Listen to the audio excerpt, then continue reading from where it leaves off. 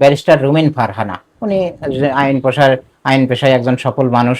উনি এর আগেও বিএনপি দল থেকে মহিলা সাংসদ হিসেবে নির্বাচিত হয়ে 5 বছর 4 বছর মতো সংসদেও ছিলেন।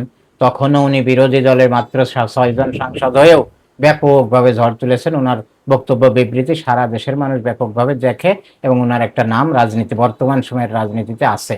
তারপরে যেটা ওনার সফলতা সেটা হলো বিএনপি করতো, বিএনপির নেত্রী ছিলেন, বিএনপি থেকে মহিলা এমপি ছিলেন উনি, কিন্তু তারপরে তাকে ওই জোট করার স্বার্থে তাকে মনোনয়ন দেওয়া হয় না। ওখানে খেজুর গাছ মার্কা নিয়ে জমিয়তে উলামায়ের একজন ব্যক্তিকে মনোনয়ন দেওয়া হয়, যার কারণে উনি আসলে সংক্ষুব্ধ হয়ে উনি স্বতন্ত্র নির্বাচন করার চিন্তা ভাবনা করেন এবং হাঁস প্রতীক নিয়ে উনি স্বতন্ত্র নির্বাচন করেন। ওই বিবাড়িয়া 2 আসনে নির্বাচন করে উনি ব্যাপক ভোট পেয়ে, বিপুল ভোট পেয়ে জয়ী হয়ে আসলে উনি ওনার জনপ্রিয়তাকে প্রমাণ করেছেন এলাকায়। ধন্যবাদ জানাই ওনাকে। আমি দীর্ঘদিন ওনার এই হাইকোর্টে, সুপ্রিম কোর্টে ওনার এই মামলা নিয়ে, বিভিন্ন মামলা নিয়ে লড়া, ওই বিচারপতির সামনে এজলাসে ওনার ঝড় তোলা বক্তব্য, ওনার আইনি পক্ষে বিভিন্ন যুক্তিতর্ক উপস্থাপন উনি খুব ভালোভাবে করেন। এজন্য আমি ওনাকে পছন্দ করি। পছন্দটা, উনি সবচেয়ে বড় কথা হলো ওনার বর্তমান ক্যারিয়ার বা উনি নিজেকে যতটুকু এগিয়ে নিয়ে আসছেন এটা তো আছেই, তারপরে ওনাকে বেশি সম্মান করি। উনি ভাষা সৈনিক, অলি আহাদের, বাংলাদেশের একজন বিখ্যাত পতিতদশা মানুষ অলি আহাদের মেয়ে। এই অলি আহাদের মেয়ে, অলি আহাদ পরিবার নাম শুনলেই শ্রদ্ধার সাথে মাথা নিচু করা যায়। তার সত্যিকারের বাবার মতো একটা মেয়ে জন্ম দিছে উনি, অলি আহাদ সাহেব, এবং তার সেই সম্মান সুনাম ধরে রেখে উনি এখন রাজনীতিতে ব্যাপক ঝড় তুলতেছেন এবং রাজনৈতিক মাঠে ব্যাপক আলোচিত একজন নেত্রী।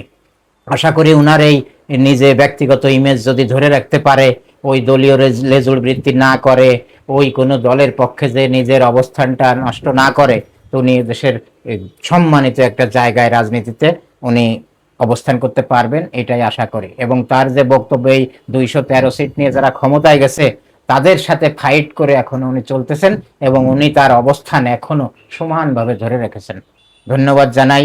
এরকম রাজনীতিতে এরকম লোকের দরকার। আমি ওনাকে তুলনা করি ওই পশ্চিমবঙ্গের মুখ্যমন্ত্রী মমতা ব্যানার্জির সাথে। মমতার বক্তব্য, মমতার চলাফেরা, মমতার একঘেয়েমিতা, মমতার ওই এই চিরকুমারিত্ব, ঠিক উনিও এখনো বিয়ে টিয়ে করেন নাই। আমি এটা আসলে বলেই ফেললাম যে মমতা ব্যানার্জি এবং ওনার ভিতর অনেক মিল আছে। বক্তব্য, সাদা সিধা চলাফেরা, ওই সিম্পল শাড়ি পরে রাজনীতির মাঠে দাপিয়ে বেড়ানো, যেটা মমতা ব্যানার্জি করে দেখি সব সময়। আর ওনাকে বাংলাদেশের জন্য আমি ওনাকেই পেয়েছি, ওনাকে আমি মমতা ব্যানার্জির সাথেই তুলনা করি। তো এই নেত্রী আরো এগিয়ে যাক। উনি আসলে তরুণ প্রজন্মের নেত্রী।